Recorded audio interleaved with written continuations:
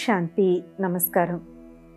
ETV life ఆధ్యాత్మిక channel మానస కార్యక్రమానికి స్వాగతం. ఒక తల్లి బిడ్డకు జన్మనిచ్చిన వెంటనే ఆ బిడ్డతో ఒక అవినాభావ అనుబంధం ఏర్పడుతుంది. బిడ్డ కూడా తల్లి స్పర్శని చాలా త్వరగా గుర్తిస్తాడు. తల్లి కాకుండా వేరే ఎవరు పట్టుకున్నా కూడా ఆ బిడ్డ కెవ్వున ఏడుస్తాడు. సో ఆ తల్లికి ఆ బిడ్డకి ఒక అవినాభావమైనటువంటి ఒక బాండ్ ఉంది. And there is a language to that bond. చూడండి, పిల్లలు కాకా కాకా ఏదన్నా తల్లికి అర్థమైపోతుంది. వెల్ ఫార్ములేటెడ్ వర్డ్స్ లేకపోయినా కూడా వాళ్ళు మాట్లాడేటువంటి ఆ చిన్న చిన్న కేరింతలకి, చిన్న చిన్న సౌండ్స్కి మదర్కి అర్థమైపోతుంది వీళ్ళకి ఏమైంది అనేసి. అలాగే మనం భగవంతుడిని కూడా స్థూలంగా మనం భగవంతుడితో మనం మాట్లాడకపోయినా చాలామందికి భగవంతుడి మందిరానికి వెళ్ళి దేవుడికి దండం పెట్టుకుని మాట్లాడడం అలవాటు ఉంటుంది. భలే అటు నుంచి మనకి మన భాషలోనే సమాధానం రాకపోవచ్చు, కానీ సమాధానం వస్తుంది. ఆ సమాధానం మన మనస్సు, మన బుద్ధి గ్రహించగలుగుతాయి. మరి అదేం భాష? మనం మన మనసులో ఉండేటువంటి అన్ని భావనలను వ్యక్తీకరించడానికి ఉన్నటువంటి సుందరమైన ఆధారమే మాటలు, భాష. కానీ మాటలకు, భాషకు కూడా అందనటువంటి భావాలు చాలా ఉంటాయి. మాటలు అంటే కేవలం పెదాలతో మాట్లాడేదే మాటలు మాత్రం కాదు. మనం అరుణాచలం రమణ మహర్షి గారి గురించి చాలాసార్లు మానసాలు చర్చించుకున్నాం. వారు చాలా తక్కువ మాట్లాడేవారు, ఆల్మోస్ట్ నో. కానీ వారిని ఎవరు దర్శించినా కూడా వారికి ఏదో ఒక అనుభూతి అనేటువంటిది జరిగేది. మరి ఏంటి ఆ భాష? అలాగే దాది జానకి గారు, దాది గుల్జార్ గారు, దాది ప్రకాష్ మణి గారు, వీరు భారతదేశం బయట 140 దేశాలు సంచరించి అక్కడ పరమాత్ముని యొక్క జ్ఞానము, భగవద్గీత, రాజయోగ అభ్యాసం ఎందరో విదేశీయులకు నేర్పించారు. ఎలా కమ్యూనికేట్ చేయగలిగారు? కాబట్టి భాష అనేటువంటిది మనం వ్యవహారికంగా డే టు డే లైఫ్లో మనకి చాలా ఉపయోగకరమైన ఆధ్యాత్మిక భాష అనేటువంటిది ఏదైతే ఉందో, ఈ ఆధ్యాత్మిక భాష మాటలకు కూడా అందనటువంటి భావాలను వ్యక్తీకరించడంలో చాలా చాలా మంచిది. We can express more through spiritual language than through normal language. ఆధ్యాత్మిక భాషలో మనం ఇంకా ఎక్కువ మాటలు మాట్లాడగలం నోటితో మాట్లాడేదానికన్నా. ఈ ఆధ్యాత్మిక భాషకి కూడా 3 భాగాలు ఉన్నాయి. 3 విధాలుగా మనం ఆధ్యాత్మిక భాషను మాట్లాడచ్చు. అందులో మొట్టమొదటిది నయనాల భాష, అంటే కళ్ళతో మాట్లాడేది. చూడండి, క్లాసికల్ డాన్సర్స్ ఉంటారు. వాళ్ళు డాన్స్ చేస్తూ ఉన్నా సరే ఒక మంచి నాట్య కళాకారుడి యొక్క గుర్తు ఏంటుంటుంది? ఎవరైతే కాళ్ళు, చేతులు, శరీరంతో ఎక్స్ప్రెస్ చేస్తున్న భావన కళ్ళల్లో చూపెట్టగలిగినప్పుడు. అందుకే నవరసాలని కూడా మనం కళ్ళ ద్వారా వ్యక్తీకరించగలము అని మనం అంటాం. కాబట్టి ఎవరైనా మన ముందుకు వచ్చినప్పుడు మనం భలే వాళ్ళతో నోటితో ఏమీ మాట్లాడకపోవచ్చు, కానీ మన దృష్టి ఎలాగ ఉండాలి అంటే మన దృష్టి నుంచే వారికి ప్రేమ, మధురత, ఆత్మీయత యొక్క అనుభూతి కలగాలి. గుల్జార్ దాది గారికి చాలా చిన్న వయసు ఉన్నప్పుడే ఎవరైతే ఈ సంస్థకు మొట్టమొదటి అధినేత్రి ఉన్నారో జగదాంబ సరస్వతి గుల్జార్ దాది గారికి 8 సంవత్సరాల వయసు ఉన్నప్పటి నుంచి అనేవారంట, నీ కళ్ళతో నువ్వు చాలా సేవ చేస్తావు అని. దాది గారికి అది అర్థమయ్యేది కాదు, కళ్ళతో సేవ చేయడం ఏంటి అని. కానీ తర్వాత దాది గారు ఎక్కడికి వెళ్ళినా దాది యొక్క దృష్టి పడగానే అందరూ కూడా బాడీలెస్ స్టేజ్ని, సూపర్ సెన్షియస్ జాయ్ అంటే అతీంద్రియ సుఖాన్ని, దేహానికి అతీతమైనటువంటి అనుభూతిని, పరమాత్ముని ప్రేమని, పరమాత్ముని అనురాగాన్ని కూడా దాది యొక్క దృష్టితో అనుభూతి చేసేటువంటి వారు. కాబట్టి అలాగా కళ్ళ ద్వారా మనం ఏదైతే ఎక్స్ప్రెస్ చేస్తామో అది చాలా పవర్ఫుల్గా ఉంటుంది. అదేవిధంగా కళ్ళ ద్వారా కొంతమంది నెగిటివ్ పనులు కూడా చేస్తూ ఉంటారు. దీంట్లో అసూయ, ద్వేషం యొక్క చూపు ఉన్నట్లయితే అది కూడా మంచిది కాదు. కాబట్టి చూపుతో మనం ఎక్స్ప్రెస్ చేసేది ఈజ్ వెరీ పవర్ఫుల్. అందుకనే సర్వేంద్రియానాం నయనం ప్రధానం అని అంటారు. ఇప్పుడు చూడండి, ఎవరైతే దివ్యాంగులు ఉన్నారో వారికి కళ్ళతో నిమిత్తం లేకుండా వాళ్ళ దినచర్యను నడుపుకోవడానికి చాలా సాధనాలు వచ్చాయి. వాళ్ళు చదువుకుంటున్నారు, మంచి మంచి పొజిషన్స్లోకి వెళ్తున్నారు, ఎందరోకి వాళ్ళు ప్రేరణనిస్తూ ఉన్నారు. కాబట్టి స్థూల దేహానికి కళ్ళు ఎంత అవసరమో ఆధ్యాత్మికంగా కూడా కళ్ళు అంతే అవసరం. కాబట్టి మన నయనాలతో మనం చెప్పేటువంటి భాష చాలా ఆత్మీయంగా, ప్రేమపూర్వకంగా ఉండాలి. అయితే ఇక్కడ కళ్ళు అంటే కేవలం స్థూలమైన కళ్ళు మాత్రమే కాదు. స్థూల కళ్ళ లోపల ఉన్నది మనోనేత్రం. ఆ మనోనేత్రం ఇంకా శక్తివంతమైంది. నేను ఇక్కడ కూర్చుని నా మనోనేత్రంలో ఆగ్రాలో ఉన్న తాజ్మహల్ని సెకండ్ కన్నా తక్కువ సమయంలో వెళ్ళి చూసి రాగలను. మనోనేత్రం చాలా ఫాస్ట్గా వెళ్తుంది. కాబట్టి మన మనసులో ఎవరికి మనం మంచి సంకల్పాలను, మంచి పాజిటివ్ వైబ్రేషన్స్ని ఇవ్వాలి అనుకున్నట్లయితే మన మనోనేత్రం ద్వారా వారి ముఖాన్ని మన మనసులోకి తెచ్చుకుని వారితో మనం మాట్లాడొచ్చు. ఎవరైనా చాలా అనారోగ్యంగా ఉన్నారు, ఒక్కసారి వాళ్ళ ముఖాన్ని మన మనోనేత్రంలో తెచ్చుకుని వారికి మనం, మీరు చాలా ఆరోగ్యవంతంగా ఉన్నారు, పరిపూర్ణ ఆరోగ్యం మీ సొంతం, మీ అనారోగ్యం చాలా త్వరగా తగ్గిపోతుంది, పరమాత్మని యొక్క శక్తితో మీరు కోలుకుంటున్నారు అని మన మనోనేత్రంతో వారిని చూస్తూ కూడా మనం వారికి ఆత్మిక ప్రేమపూర్వకమైనటువంటి సంభాషణ చేయొచ్చు. ఈ నయనాల భాష మనం ఎంత అలవాటు చేసుకుంటే అంతగా స్థూల భాష యొక్క అవసరం అనేటువంటిది ఉండదు. మనం మాటలతో కూడా చెప్పలేనటువంటివి నయనాలతో మనం చెప్పగలం. రెండవ ఆధ్యాత్మిక భాష భావనల యొక్క భాష. The language of feelings, the language of emotions. మన ప్రతి భావనకి ఒక భాష ఉంటుంది. ఆ భాషే వైబ్రేషన్స్ కింద పక్క వాళ్ళకి తడుతుంది. భావనకి భాష ఉండడం అంటే ఏంటి అని మనం అనుకోవచ్చు. ఉదాహరణకి మనకు ఎవరి మీదన్నా చాలా ప్రేమ యొక్క ఫీలింగ్ ఉంది. ఆ ప్రేమ అనేటువంటి భావన ఉప్పొంగి మన మనసులోకి వచ్చి మన ముఖంపై కనిపిస్తుంది. అలాగే నేను చాలా లోపల చాలా సంతోషంగా ఉన్నాను, పట్టరాని సంతోషంగా ఉన్నాను, మన ముఖంలో కనిపిస్తుంది. ఎదుట వారిని మేము మార్చలేము, వీళ్ళు మారరు అని కొంతమంది మీద మనం ముద్ర వేసుకుంటాం కదా, అలాంటి వారిని కూడా మన భావన వారి ఎట్లా కరెక్ట్గా ఉన్నట్లయితే వారిలో పరివర్తన వస్తుంది. థాట్స్ కాదు, సంకల్పాలు కాదు, సంకల్పం కన్నా లోతైనది భావన. భావన ముందు పుట్టి సంకల్పం తర్వాత పుడుతుంది, రైట్? కాబట్టి మనం ఎవరి పట్ల ఎలాంటి భావన ఉంటుందో, ఎలాంటి ఫీలింగ్ ఉంటుందో, ఎలాంటి ఎమోషన్ ఉంటుందో మన ఎక్స్ప్రెషన్ కూడా అలాగే ఉంటుంది. అందుకే ఆధ్యాత్మిక జగత్తులో శుభ భావన, శుభ కామనకు చాలా ప్రాధాన్యత ఉంటుంది. మన పెద్దవాళ్ళు కూడా చూడండి, అందుకే ఏదైనా శుభకార్యం జరిగినప్పుడు మనస్ఫూర్తిగా దీవెనలు ఇస్తారు. వాళ్ళ మనసు యొక్క దీవెనలు మనకి పనిచేస్తుంది.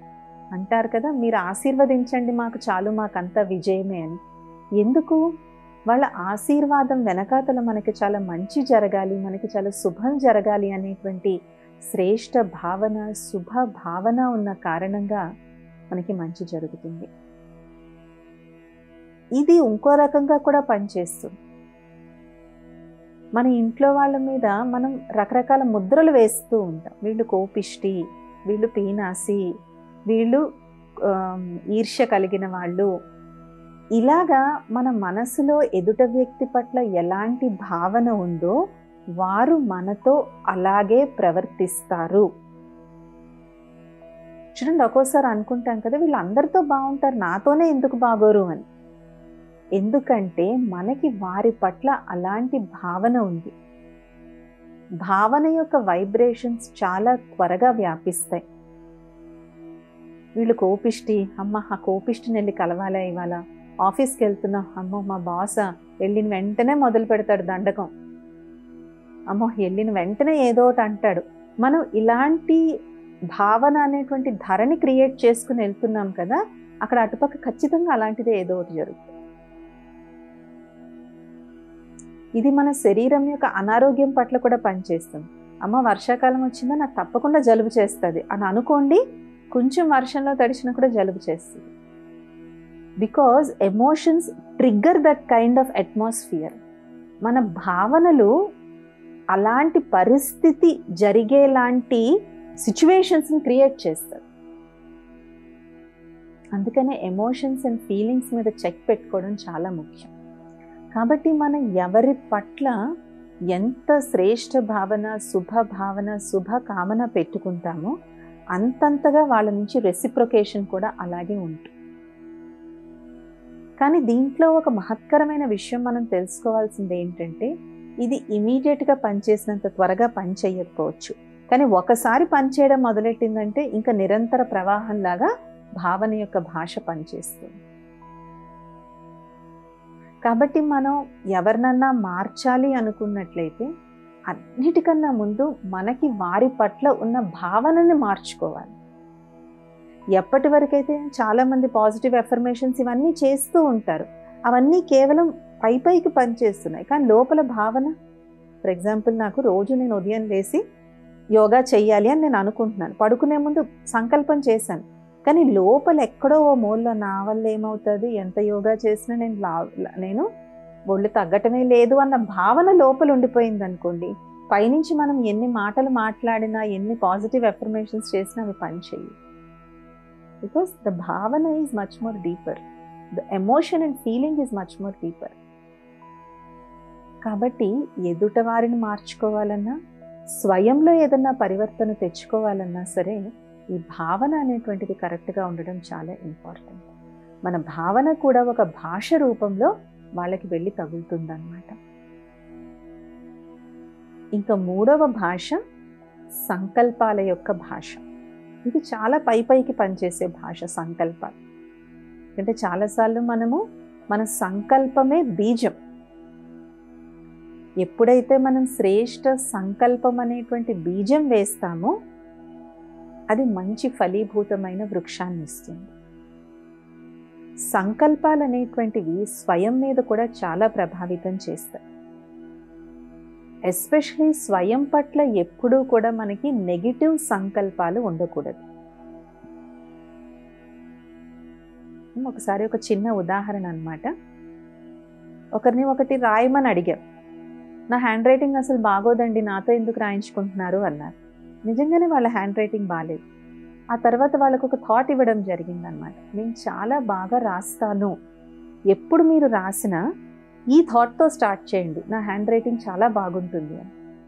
ఓవర్ నైట్గా ఆమె హ్యాండ్ రైటింగ్ ఇంప్రూవ్ కాలేదు, కానీ నీట్గా రాయడం మొదలుపెట్టి, ఏదో సెల్ఫ్ చెక్కినట్టుగా రాయడం కాదు, కానీ గజబిజ గందరగోళంగా ఎడ్డుదిడ్డంగా కాకుండా ఒక వరుసలో నీట్గా రాయడం మొదలుపెట్టి.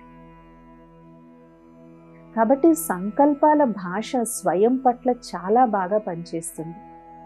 ఎప్పుడైతే నేను ఇది చెయ్యలేను అనే సంకల్పం చేశామో ఆటోమేటిక్గా అన్నీ షట్ డౌన్ అయిపోతాయి. బ్రేక్ పడినట్టు బాడీలో అన్నీ షట్ డౌన్ అవుతాయి. నేను చెయ్యగలను అనుకున్నప్పుడు అన్నీ ఓపెన్ అవుతాయి. లేకపోయినట్లయితే 2 కాళ్ళు లేనటువంటి వాళ్ళు మౌంట్ ఎవరెస్ట్ ఎలా ఎక్కగలుగుతున్నారు? సాధ్యమేనా అది? పోనీ మనకి మౌంట్ ఎవరెస్ట్ ఎక్కాలనే గోల్ ఏం మనకి లైఫ్లో లేకపోవచ్చు, కానీ ప్రతి ఒక్కరికి మౌంట్ ఎవరెస్ట్ లాంటి పరిస్థితులు ఏవోటి వస్తూనే ఉంటాయి. This situation is my mount Everest అంటారు. అంటే ఈ పరిస్థితి నాకు మౌంట్ ఎవరెస్ట్ లాంటిది. నిజమైన ఆ శిఖరం ఎక్కకపోవచ్చు, కానీ మౌంట్ ఎవరెస్ట్ లాంటి పరిస్థితులు అయితే మన జీవితంలో తప్పించుకోలేం మనం. కాబట్టి అలాంటి పరిస్థితి వచ్చినప్పుడు కూడా the first thing is our thought. ఎప్పుడైతే మన స్వయంతో మనం మాట్లాడుకునే, స్వయంతో మనం కేవలం సంకల్పాల భాషలోనే మాట్లాడుకుంటాం. మనతో మనం ఎప్పుడన్నా నేను తెలుగులో మాట్లాడుతున్నానా, హిందీలో మాట్లాడుతున్నానా, ఇంగ్లీష్లో మాట్లాడుతున్నానని ఆలోచించుకుంటామా? అసలు మన సంకల్పాలకు ఏ భాష ఉంటుంది? యూజువల్గా మాతృభాష ఉంటుంది యూజువల్గా. But is the language of thoughts self టాక్లో ఎక్కువ పనిచేస్తుంది. కాబట్టి మనలో ఏదన్నా పరివర్తన కావాలి అనుకున్నట్లయితే నా స్వయంతో నేను ఎలాంటి సంకల్పాల భాషలో మాట్లాడుకుంటున్నాను అనేది చాలా చెక్ చేసుకోవాలి. Self talk, positive self talk అనేటువంటిది చాలా పెద్ద సిద్ధాంతం. ఆ సెల్ఫ్ టాక్ ఉండే భాష ఏంటి? సంకల్పాల యొక్క భాష. అలాగే సంకల్పాల భాషకి కావలసినటువంటిది దృఢత్వం. చూడండి, కొంతమందికి అంటారు, అమ్మో వీళ్ళకి వాగ్ధాటి చాలా ఉందండి, వీళ్ళు మాట్లాడారంటే ఎవరినన్నా దేనికన్నా కన్విన్స్ చేసేస్తారు అంటారు. ఎందుకు? వాళ్ళ మాటల్లో ఒక రకమైనటువంటి దృఢత్వం, పటుత్వం ఉంటుందన్నమాట. అంత పెద్ద స్వాతంత్ర సమర యోధులు కూడా కవితలు, పాటలకు ఇన్స్పైర్ అయ్యి ఎంతోమంది స్వాతంత్ర సమరంలో పాల్గొన్నారు. ఎందుకు? ఆ పాటల్లో, ఆ కవితల్లో, ఆ భాషణలలో ఎంత దృఢత్వం, ఎంత పటుత్వం ఉండేది అంటే, ఎంత ఇన్స్పైరింగ్గా, ఎంత ప్రేరణాదాయకంగా ఉండేవి అంటే, ఆ భాషణ విన్నా, ఆ పాటలు విన్నా, ఆ గేయాలు విన్నా కూడా వీళ్ళు వెంటనే నిరక్షరాస్యులేంటి, ముసలివాళ్ళేంటి, ఎవరేంటి, అందరూ కూడా స్వాతంత్ర సమరంలో పాల్గొన్నారు. So words are so powerful. అంతకన్నా ఎక్కువ శక్తి సంకల్పాలకు ఉంటుంది. కాబట్టి సంకల్పాలలో సకారాత్మకత ఉండడం ఎంత ముఖ్యమో దృఢత్వం ఉండడం కూడా అంతే ముఖ్యం. సో దృఢ సంకల్పమే సఫలతకు ఆధారం. కేవలం సంకల్పం కాదు, దృఢ సంకల్పం. ఏదైతే మనతో మనం దృఢ సంకల్పంని నిట్టి పరిస్థితుల్లో ఉదయం లేసి గంట సేపు యోగా చేస్తాను, చేసి తీరుతాను, చేయాల్సిందే. యోగా చేయకపోతే ఆ రోజు నేను టిఫిన్ తిన్ను, బ్రేక్ఫాస్ట్ తిన్ను అని ఇంత దృఢ సంకల్పం ఎప్పుడైతే మనతో మనం పెట్టుకుంటామో అదే సఫలతను తీసుకొస్తుంది.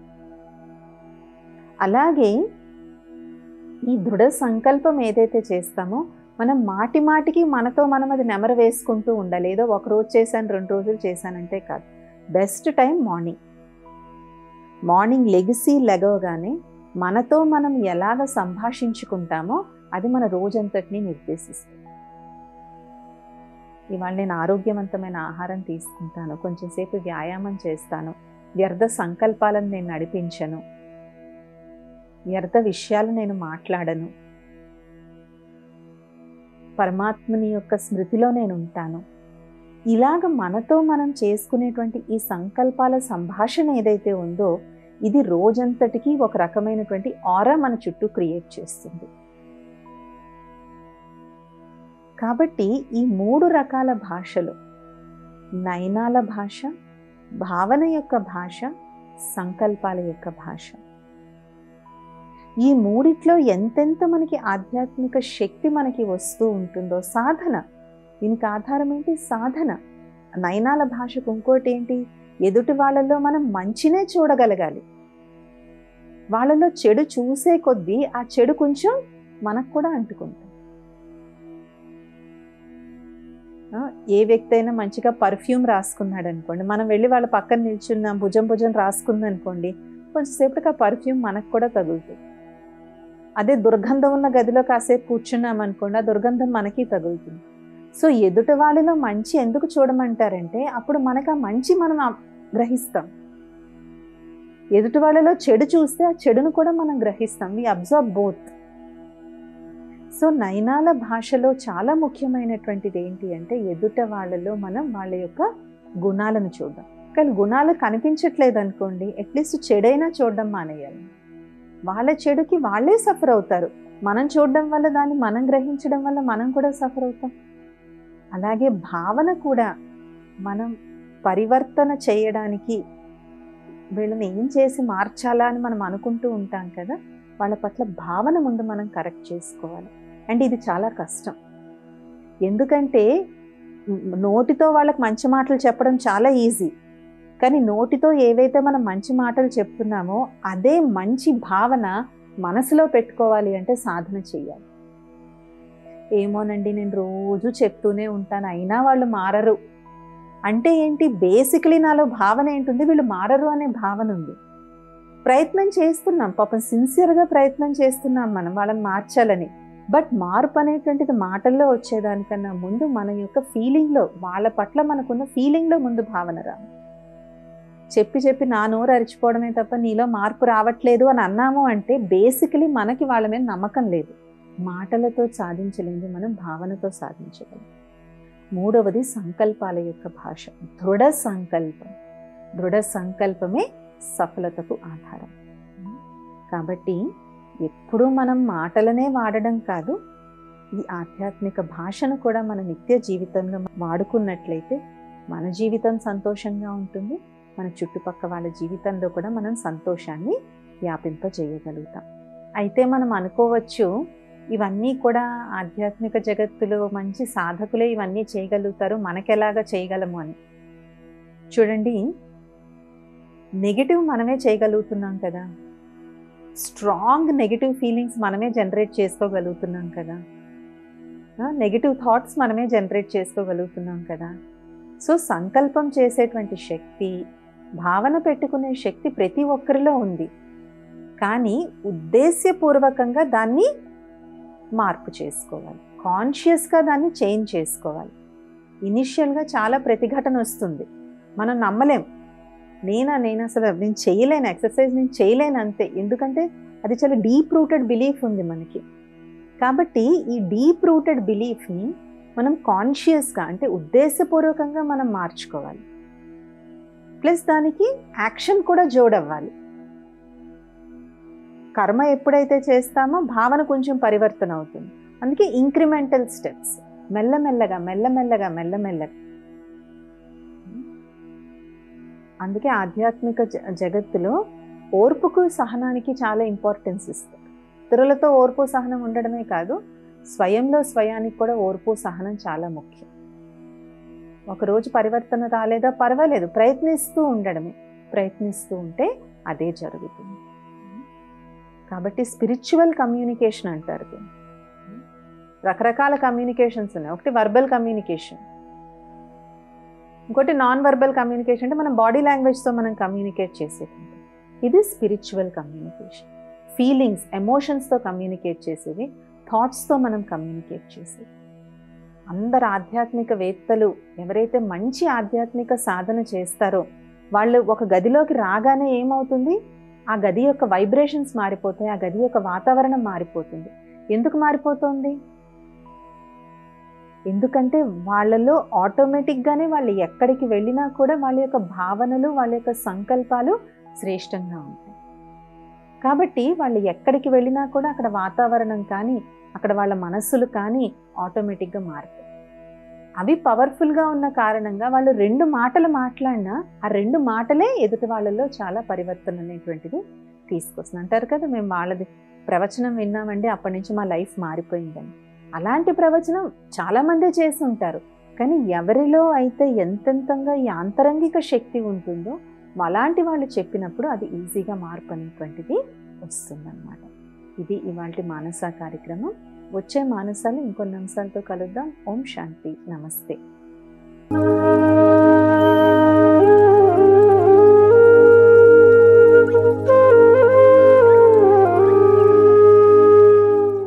ఈ కార్యక్రమాన్ని తిరిగి చూడాలనుకుంటే www.youtube.com/@ETV Life Spiritual లో చూడవచ్చు.